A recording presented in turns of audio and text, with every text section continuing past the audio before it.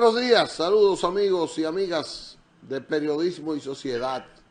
Aquí cada mañana con ustedes desde Santo Domingo, capital de la República Dominicana, originando en el canal 19 y todas sus plataformas digitales. Canal del Sol también nos retransmite de manera simultánea nuestro Canal del Sol, con ese gran equipo que también nos apoya. Una red de cables en todo el país, siempre con la bendición de Dios que nos permite estar en este conversatorio, sobre todo de los lunes, con el doctor Alfredo Polanco, con quien vamos a tratar un tema que él va a descubrir en breves momentos. Hoy lunes siempre es un tema para todos, de mucha participación. Yo quiero que hoy tengamos la posibilidad con el teléfono, después que el doctor explique eso, que usted pueda hacerle alguna pregunta al doctor del tema. Vamos a ver si el teléfono está habilitado o se puede habilitar. Lo vamos a poner en la pantalla para que usted participe con nosotros en este programa.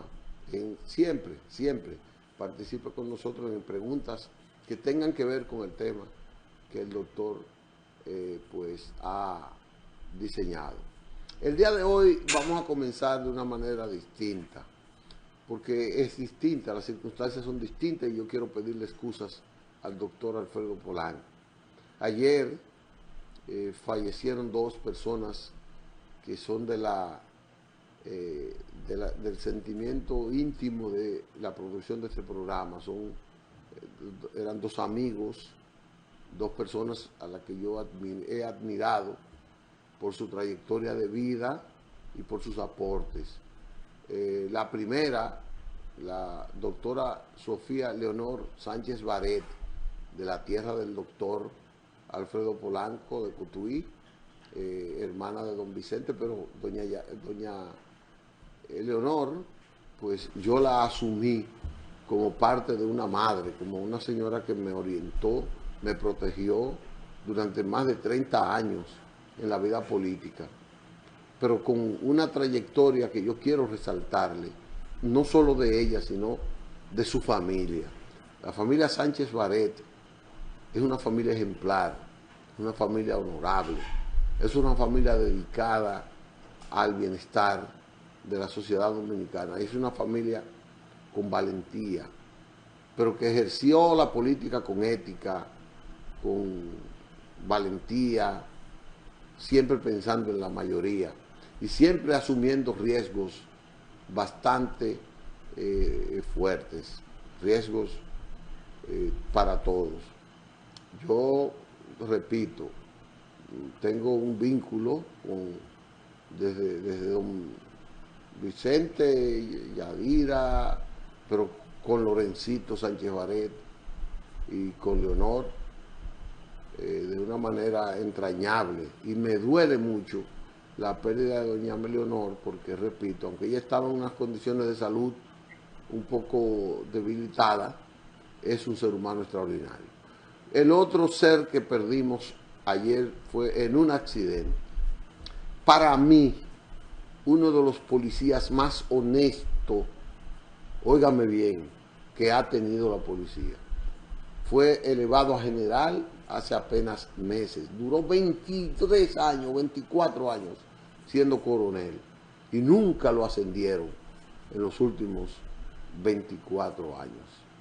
Cristóbal Morales, en un accidente lamentable ayer en la autopista Duarte, venía y sufrió ese accidente, su jipeta, él manejando. Era un hombre general, andaba solo. Cristóbal era un hombre decente, servicial. Yo me crié con él en el Simón Bolívar.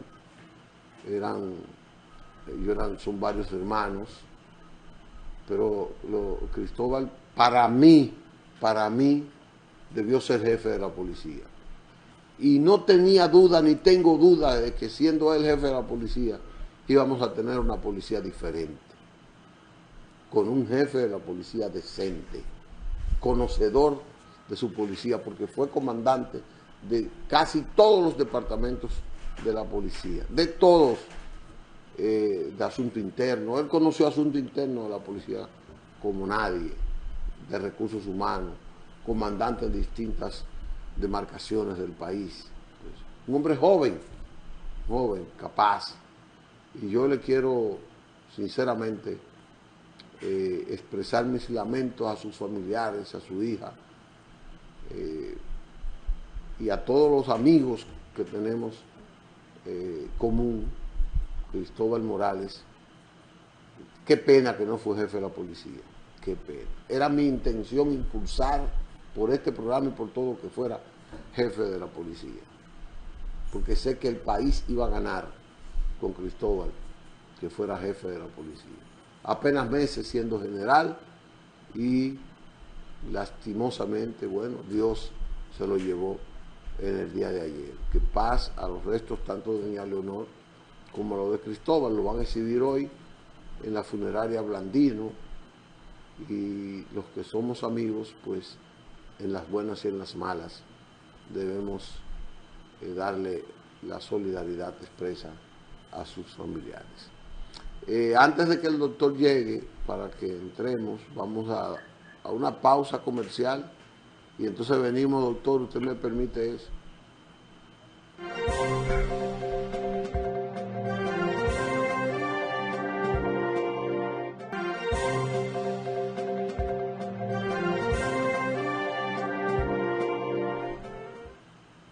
Bueno, regresamos con ustedes.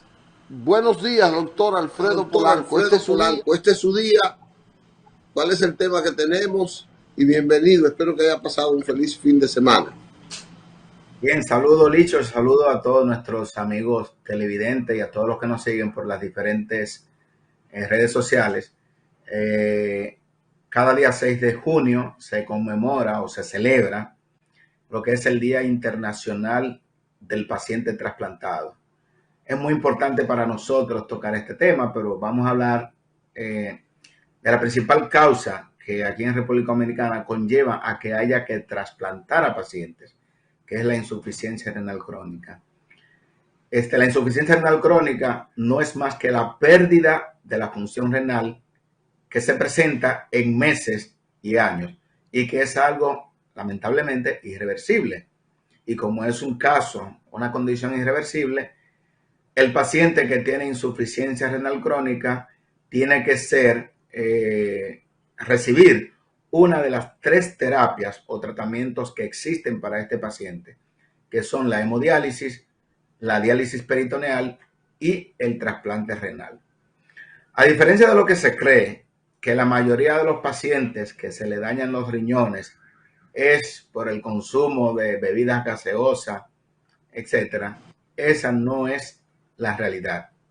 La realidad es que si usted es diabético, ya usted tiene aproximadamente entre un 30 a un 40% de padecer de una insuficiencia renal crónica, siempre y cuando no lleve el tratamiento adecuado o no consulte con un nefrólogo.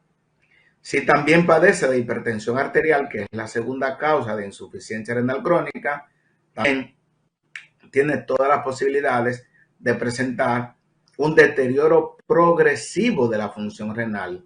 Entre estas 2 entidades clínicas, tanto la diabetes como la hipertensión arterial, conllevan al 70% de los pacientes que están en diálisis, o sea que esa es la causa que provocó la insuficiencia renal crónica. Otras enfermedades menos frecuentes son la poliquistosis renal, una enfermedad que se caracteriza por quistes en los riñones, y otra, una enfermedad inmunológica, que son las enfermedades glomerulares. O sea, aquí están las 4 principales enfermedades que conllevan a insuficiencia renal crónica, aunque hay otras como son el lupus eritematoso sistémico, una enfermedad inmunológica, las infecciones de vías urinarias a repetición, el uso de medicamentos tóxicos para los riñones, etc. Importante saber cómo se manifiesta la insuficiencia renal crónica. Esta enfermedad, hasta que no está muy avanzado su cuadro, se puede presentar lógicamente asintomática. Es decir, el paciente no va a tener ninguna sintomatología hasta que no esté bien avanzada la enfermedad. Cuando está bien avanzada la enfermedad, ya el paciente va a presentar edema o hinchazón de su cuerpo que se inicia en los miembros inferiores, en los tobillos, las rodillas, y luego sigue ascendiendo hasta el abdomen. El paciente va a notar una orina espumosa en la mayoría de los casos, va a presentar disminución del volumen urinario en 24 horas, va a presentar falta de apetito, exacerbación de lo que es una crisis hipertensiva, o sea, la presión arterial mucho más controlada, náuseas, vómitos, debilidad general. Y cuando este paciente acuda a las consultas o acuda a la emergencia, ¿qué vamos a hacer? Se le va a hacer un hemograma. Generalmente ese paciente que tiene insuficiencia renal crónica va a tener anemia. Y es bastante importante que cuando tenemos en nuestra presencia a un paciente, por ejemplo, joven, 40, 30, y que es diabético, y que encima de eso le encontramos anemia, y esos son uno de los principales indicios de que posiblemente ese paciente tenga una insuficiencia renal crónica. Le vamos a realizar un examen de orina y vamos a encontrar que ese paciente va a tener varias cruces de proteína en la orina, que es lo que denominamos albuminuria. También podría presentar este paciente la presencia de sangre en la orina. Y luego procedemos a hacer los análisis más importantes, que es la urea y la creatinina. Este paciente va a presentar, ¿sí? No, usted está hablando de los síntomas. Sí. Pero la gente tiene claro cuál es el rol de los riñones en el metabolismo y en la prolongación de la vida. Ok, vamos a decir, bastante importante esa pregunta, Licho. Los riñones son órganos encargados de múltiples funciones. Una de las principales funciones es eliminar los tóxicos que no se pueden eliminar por la materia fecal mediante la producción de la orina. También se encarga de eliminar el exceso de agua. Entonces, nuestros riñones, mediante la orina, eliminan el exceso de sodio, de potasio, de cloro, magnesio, de metabolitos de muchos medicamentos que se deben de eliminar por los riñones. O sea, tiene una función de eliminación. Pero también los riñones son órganos encargados de producir una enzima que es la renina, que es la encargada de mantener la presión arterial. O sea que, por eso ustedes van a ver que cuando a un paciente se dañan los riñones, lo primero que se descontrola es la presión arterial. También produce una hormona llamada eritropoyetina. La eritropoyetina es una hormona indispensable para que los glóbulos rojos se maduren y crezcan. Por eso ustedes van a ver que nuestros pacientes que tienen insuficiencia renal crónica, todos tienen anemia y a todos tenemos que inyectarles eritropoyetina. También tiene que ver con lo que es el metabolismo del calcio. Si no tenemos riñones sanos, vamos a tener un déficit de calcio, porque la vitamina D se activa en ese órgano o esos órganos tan importantes como los riñones. O sea, hemos mencionado unas cuantas de las múltiples funciones metabólicas que tienen los riñones. De manera que cuando tenemos un daño renal, sea por la causa que sea, diabetes, hipertensión, enfermedad glomerular, riñones poliquísticos, cálculos renales, medicamentos, lupus, enfermedades sistémicas, vamos a tener un deterioro completo de nuestro sistema. Es por eso que cuando un paciente tiene insuficiencia renal crónica, que vemos, por ejemplo, cuál fue la causa, le decimos claramente que el manejo de la insuficiencia renal crónica debe de ser multidisciplinaria. ¿Por qué? Porque generalmente fue secundario a algún tipo de enfermedad, como la diabetes o la hipertensión. ¿Dónde debería ir, doctor? ¿Dónde debería ir el paciente cuando siente esos síntomas que debe sospechar? Ese paciente puede ir incluso a una emergencia, porque el emergenciólogo va a llamar inmediatamente al nefrólogo. Por ejemplo, en esta semana, en un centro de salud donde trabajo, me llamaron en varias ocasiones por algunos casos de insuficiencia renal. Tuve un caso de una adolescente de 18 años con problemas importantes de los riñones, porque creemos, Licho, y nuestro público, que la insuficiencia renal crónica es algo exclusivo de pacientes adultos, de ancianos. No, tenemos a niños, tenemos adolescentes que están recibiendo tratamiento de diálisis por un daño renal irreversible. Claro está que las principales causas, como dijimos anteriormente, son la diabetes y la hipertensión arterial, pero nadie está exento de tener o no tener algún tipo de enfermedad renal crónica.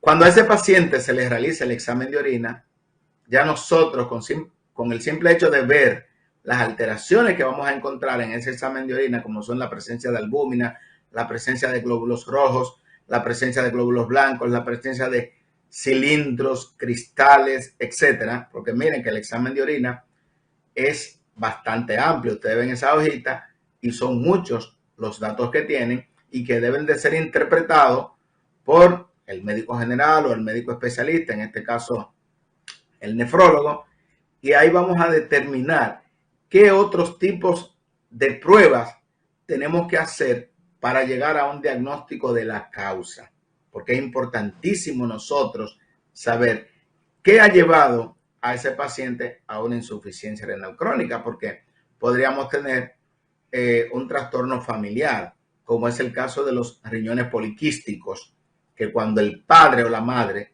tienen esa enfermedad, que es la poliquistosis renal autosómica dominante, cada hijo que tenga tiene un 50% de tener la enfermedad. Y si ese hijo tiene la enfermedad de los riñones poliquísticos, es hereditaria. Sí, es hereditario, va a tener una insuficiencia renal crónica. Igualmente, si soy diabético y he tenido daño de los riñones a consecuencia de la diabetes, ese es un factor de riesgo para que mis hijos, mis descendientes, tengan una insuficiencia renal crónica. De manera que es bastante importante nosotros hacer una buena historia clínica al paciente, realizar un buen examen físico y tener el diagnóstico de la enfermedad renal crónica.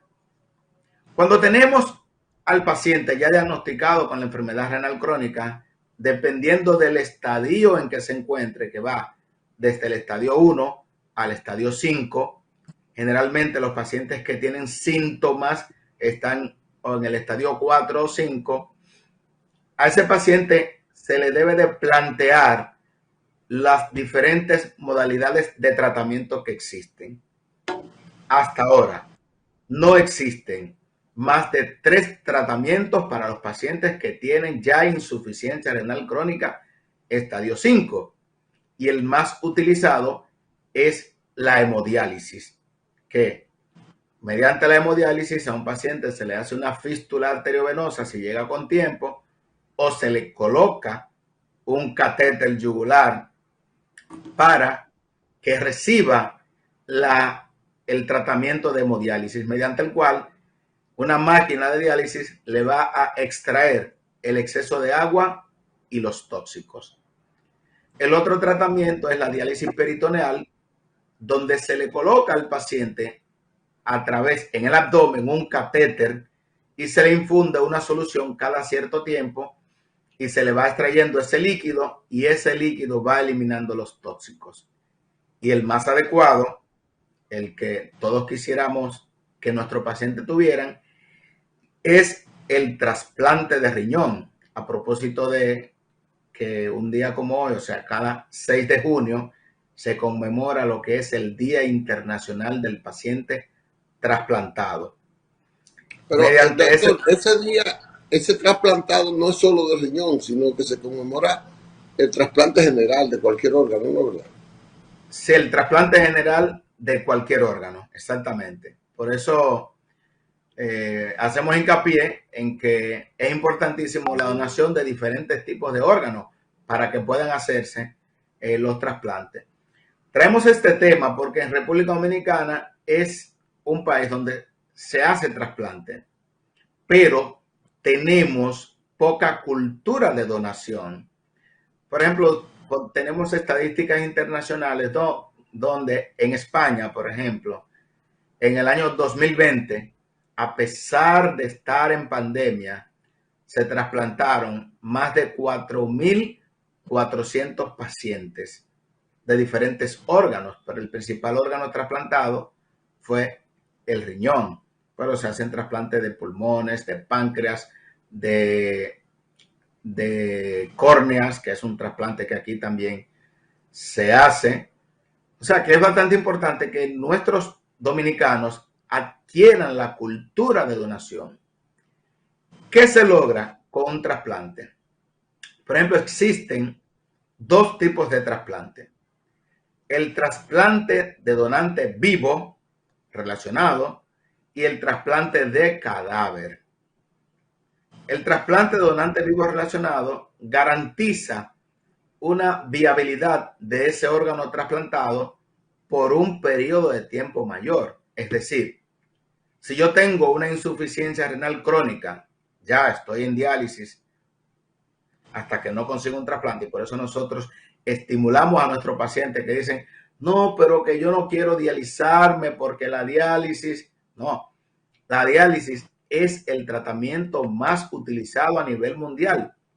Aproximadamente 2 millones de pacientes en todo el mundo reciben terapia de diálisis y eso le permite al paciente esperar que aparezca un donante que puede ser un familiar o un donante de cadáver. Decía, cuando se hace un trasplante de un donante, de un familiar, de un pariente, de un amigo, que se puede hacer, la viabilidad de ese órgano que se recibió, como promedio, le va a garantizar más de 20 años. O sea, que es bastante importante, aunque tenemos casuística de La pacientes que se han... vida al trasplantado. La vida a ese riñón. O sea, ese riñón que se trasplantó, como promedio, dura 20, 25 años.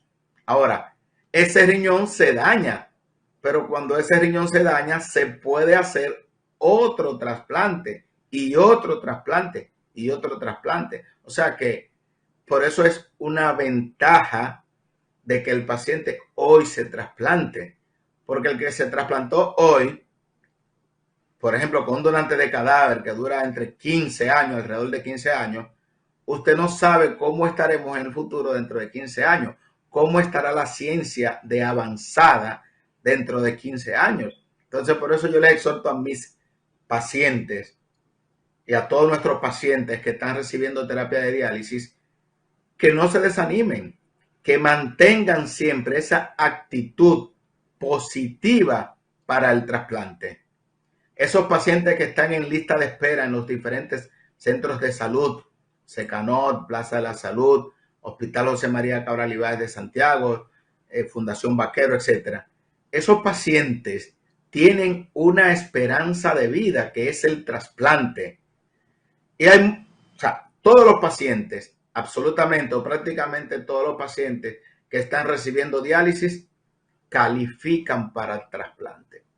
Entonces, Doctor, sí, déjeme volver a algo. Usted dice que un trasplantado, o sea, un riñón trasplantado de un ser vivo, puede durar 20 años el trasplantado y de el un riñón cadáver 15 años. ¿Por como qué la promedio. diferencia? ¿Por qué la diferencia? Sí. Cuando tenemos el trasplante de un donante de cadáver, por ejemplo, tenemos a un paciente 25 años que recibió un trauma encefálico severo en la autopista Las Américas, lo llevaron al hospital Darío Contreras o al Nereidas Lora. Ese paciente que se le diagnostica muerte cerebral o muerte encefálica, ese paciente está en una unidad de cuidados intensivos y adquiere, por ejemplo, en la unidad de cuidados intensivos procesos infecciosos. Es un paciente que está siendo medicado por múltiples medicamentos, valga la redundancia, que se le administran en una unidad de cuidados intensivos. A diferencia de un donante vivo, ese donante vivo va a ser evaluado completamente durante varios meses y se va a ver cómo están esos órganos o ese órgano que va a donar. Y se va a elegir como donante a un paciente que esté completamente sano. Sin embargo, el donante de cadáver se cogió un riñón, se cogió un hígado, se cogió el páncreas de un paciente que estaba en la vía pública y tuvo un accidente de tránsito o le dio un infarto y tuvo una muerte cardíaca, una parada cardíaca, pero los riñones, el hígado, se pudieron recuperar para un trasplante. O sea, la viabilidad, las condiciones en las que se extrae un riñón de un donante vivo relacionado son muchos más adecuadas que de un cadáver. Ese riñón de ese cadáver incluso puede haber tenido una insuficiencia renal aguda por la causa que lo conllevó a estar en intensivos. O sea, no estamos hablando de un paciente que ha sido evaluado previamente para que se le haya extraído ese órgano. Entonces, esa es la razón.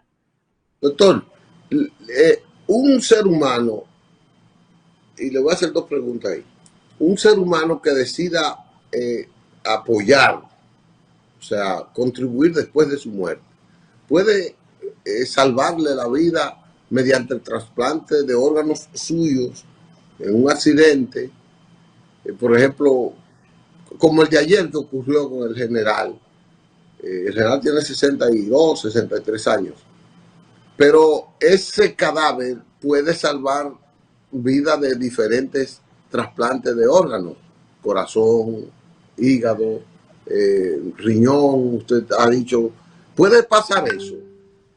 Claro, precisamente de una sola persona pueden donarse, pero puede salvarse la vida de 12 o 13 personas y mejorar las condiciones de más de 70. Porque, por ejemplo, podemos hacer los 2 riñones, los 2 pulmones, el corazón, el hígado, el páncreas, las córneas. Podemos hacer trasplante de piel, que la piel no es que le va a salvar la vida a nadie, pero va a mejorar las condiciones. O sea que se pueden hacer diferentes tipos de trasplantes con una sola persona. Entonces, de ahí la importancia de que nosotros tengamos esa cultura de donación. Pero ¿qué ocurre?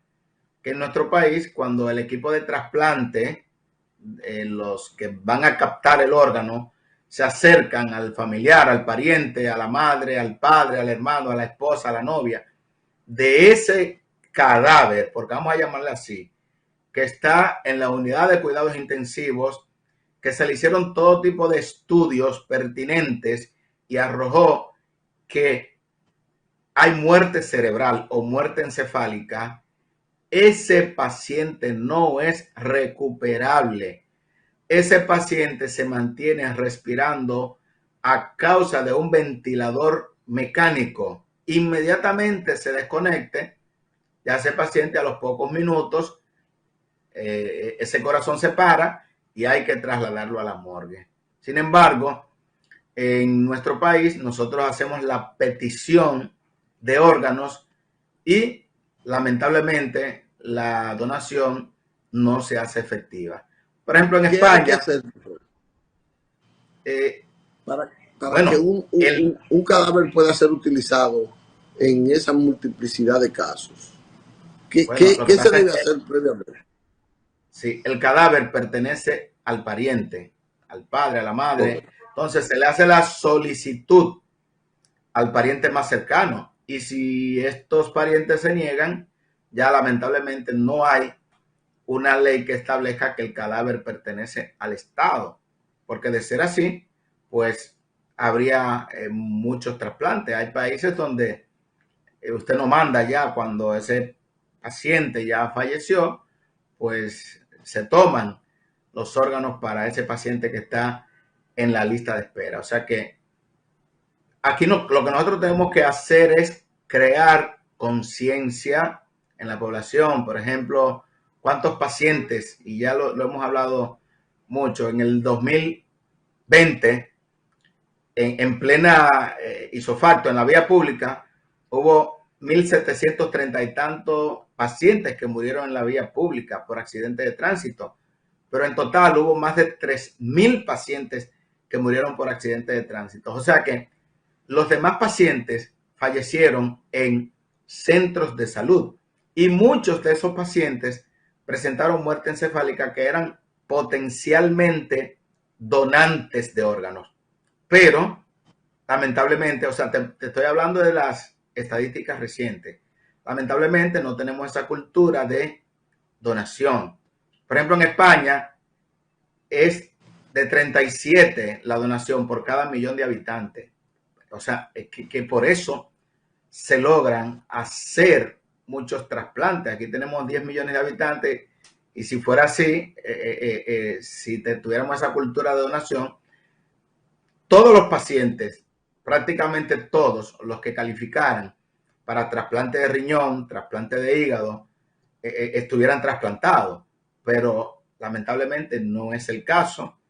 Escasamente en nuestro país se recibe una donación de cadáver. O sea que lamentablemente, aunque no tengo las estadísticas, pero fui parte en el pasado de un equipo de trasplante y prácticamente la negación era lo que primaba. Y lógicamente es, sí.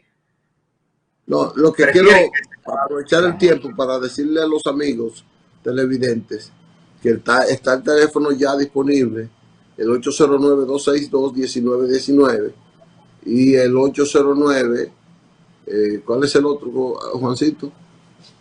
El 809-200-0866. 200-0866. Sí, ese es del interior sin cargo. Para el interior sin cargo. Que pueden hacerle cualquier pregunta a partir de este momento sobre el tema, para que usted nos aire algo más. Continúe, doctor. Bien. Nosotros tenemos casos tan importantes. Por ejemplo, en República Dominicana, el primer trasplante de riñón se realizó en Santiago en el año de 1986 y posteriormente, en el 87, en el Hospital Salvador Begotier, se creó un equipo de trasplante y de ahí en adelante siempre se han hecho trasplantes.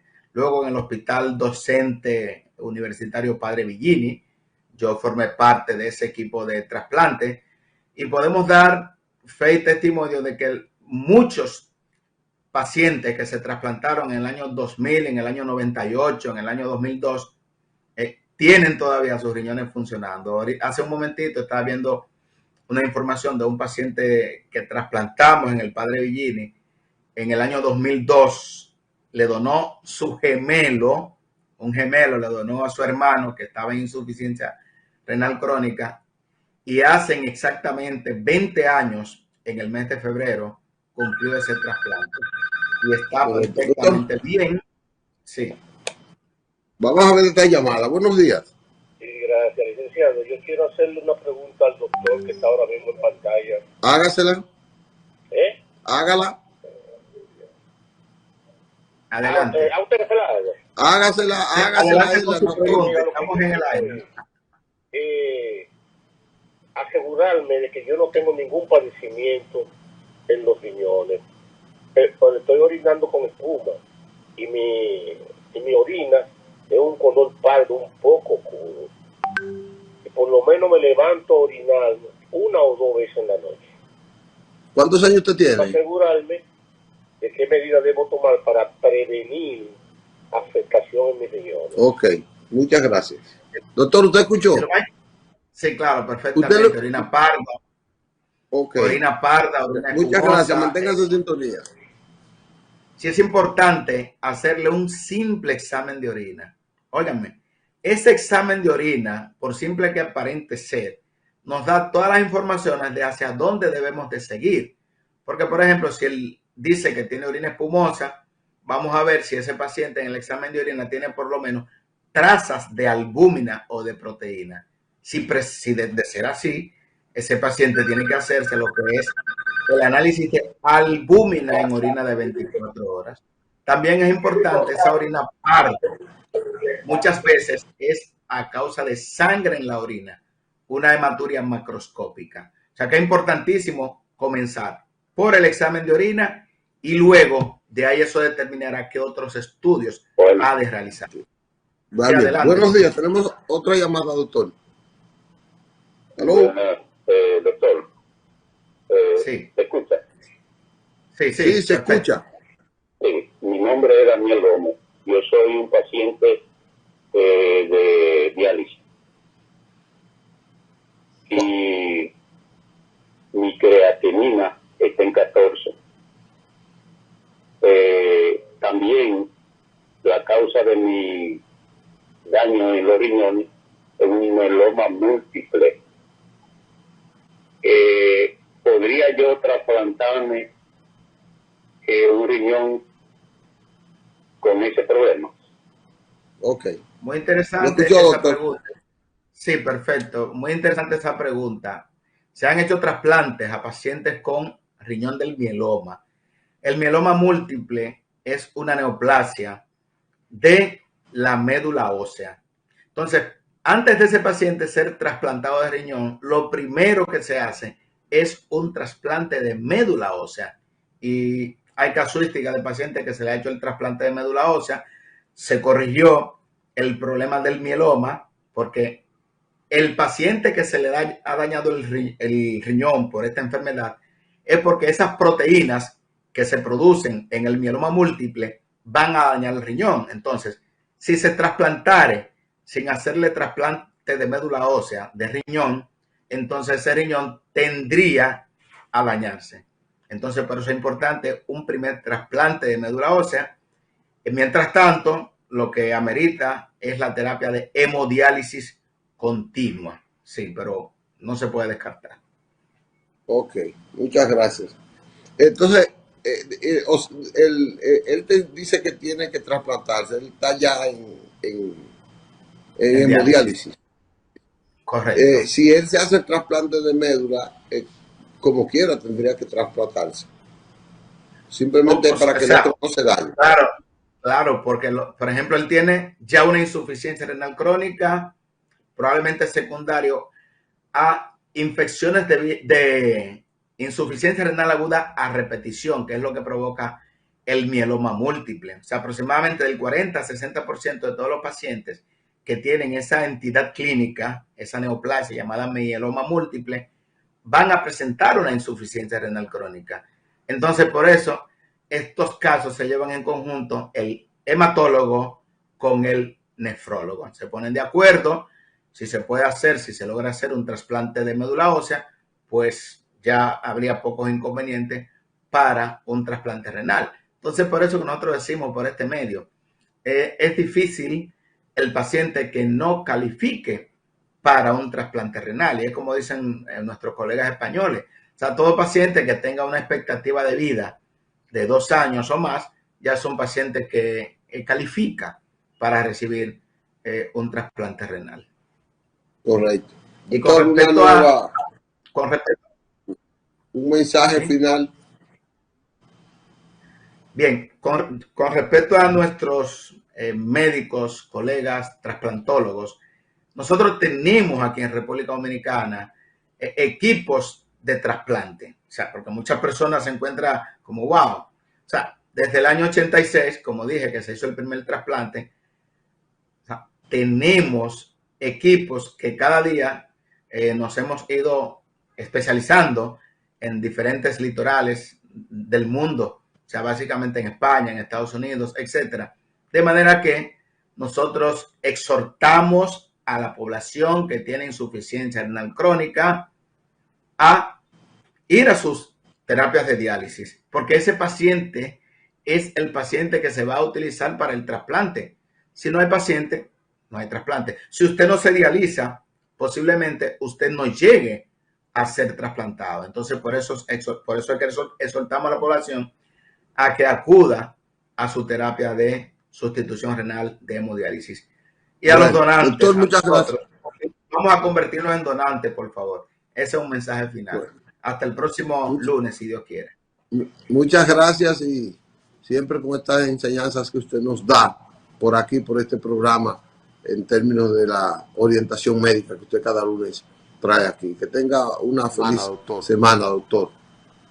Muchas gracias, igualmente. Bien, vamos a una pausa y volveremos entonces con otro tema ya del programa.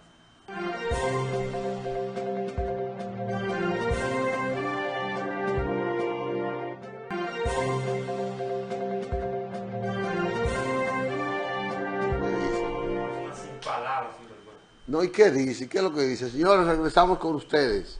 Regresamos con ustedes. Esta parte final del programa, nos quedan apenas minutos. Yo quiero resaltar la postura del presidente de la República. Eso hay que aplaudirlo. El presidente fue duro. Hay un video ahí. Hay un video ahí que me gustaría que Alejandro lo ponga. Alejandro, ponlo ahí. A ver. ¿Es Alejandro que se llama? Chelito. ¿Y por qué a él le dicen Chelito, diablo?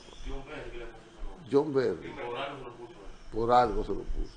Vamos a ver sobre la delincuencia. Un periodista le hizo una pregunta al presidente de Santiago de lo que vamos a hablar más profundamente, más ampliamente. Sí, pero me gustó esta respuesta que el presidente le dio. No sé por qué el presidente le dio esa respuesta, pero se la dio. Ahí ponlo de una vez, ponlo. Mire, yo repito lo que nosotros dijimos ayer. Nosotros tenemos una decisión firme de combatir la delincuencia en todas sus manifestaciones.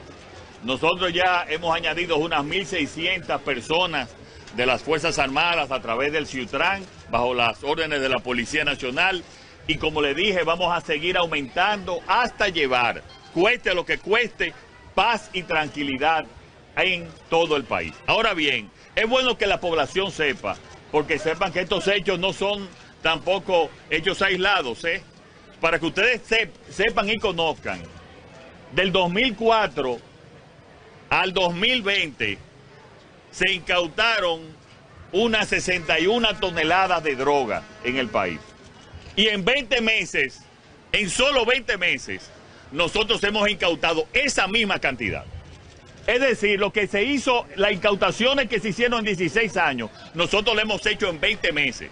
Y evidentemente que eso está provocando una situación, porque en este gobierno no hay complicidad con la droga. Esa es la diferencia. Y eso está provocando acciones que las vamos a enfrentar donde sea y como sea. Porque aquí no va a haber, como yo dije ayer, una paz mafiosa para decirle a los delincuentes, mira, estate tranquilo y llévame las cosas mejor. No, aquí no. Aquí se va a acabar eso. Como hemos también enfrentado la corrupción administrativa. También estamos enfrentando la corrupción. Y muchos de los casos de ayer que ya están avanzando tienen que ver también con acciones de narcotráfico. Y ya se están avanzando en las investigaciones y se van a avanzar. Y tenemos colaboración total también de organismos internacionales que nos están apoyando. Esos son coletazos por los golpes que le hemos dado y que le vamos a seguir dando y que pueden seguir pasando, vamos a estar claros. Porque es combatiéndola y combatiendo el narcotráfico como lo hemos hecho a nivel alto y ahora va también a nivel bajo. Mira, el presidente dijo muchas cosas ahí. Muchas cosas que son de estudiar. ¿Qué dato, ¿Qué dato dice uno? Pero no solamente el dato. Él dijo ahí, presten la atención, él dijo, en 20 meses hemos incautado la droga que incautaron otros en 16 años. Es un dato importante. Otro dato importante, dijo él, en este gobierno no hay complicidad con la droga. Eso quiere decir Ni paz mafiosa. que había antes complicidad. Sí, sí, que ya está claro. Él querrá decir eso. Está claro. Eso es lo que yo quiero que tú me digas, que tú vienes a hablar aquí. Y él dijo un tercer término que dijo Juancito. Paz mafiosa. O sea, antes había paz porque había una negociación con la mafia. Paz negociada. Paz negociada. Paz negociada. Sí, Pagar para no matar. sí, exacto. Eso era antes. Eso El mismo 18 era. años hizo lo que hizo en 6 meses. Mira, yo prefiero, oye, Manolo, oye lo que te voy a decir. Porque tú vas a tener que irte para Oviedo otra vez. No, ¿para qué? Y Juancito va a tener que irse Pasa, Juan. para San Juan. Sí, sí. Entonces, cuando un presidente habla así, uno tiene que tener la cuestión firme. Pero yo voy a analizar eso después. Y ustedes me van a ayudar. Sí. Me van a ayudar. Yo prefiero dejarlo aquí hoy. Vamos a lo aquí por hoy. Mañana Y vamos a una pausa y mañana volvemos con ese tema. Pero ese tema está demasiado bueno. Y yo quiero ir al pueblo con ese tema. Sí, sobre todo. Él ha cuidado su imagen, tú dices. Nos veremos mañana si Dios quiere. ¿Cómo que le dicen a Alejandro? Alejandro, nos veremos mañana.